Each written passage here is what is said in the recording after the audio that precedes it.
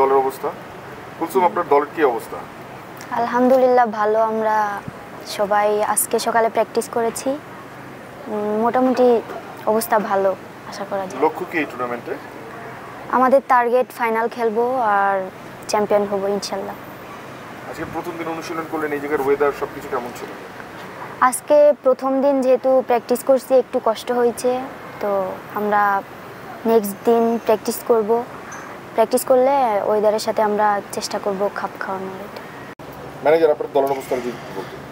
আলহামদুলিল্লাহ দলের অবস্থা খুবই ভালো, যেহেতু আমরা আগে এসেছি ওয়েদারের সাথে খাপ খাওয়ানোর জন্য। আর এখানে প্রচুর বৃষ্টি হয়, আর যখন রৌদ্র হয় রৌদ্র, প্রচুর বৃষ্টি, তো সব কিছু মিলে আশা করছি যে সবাই ভালো করবে।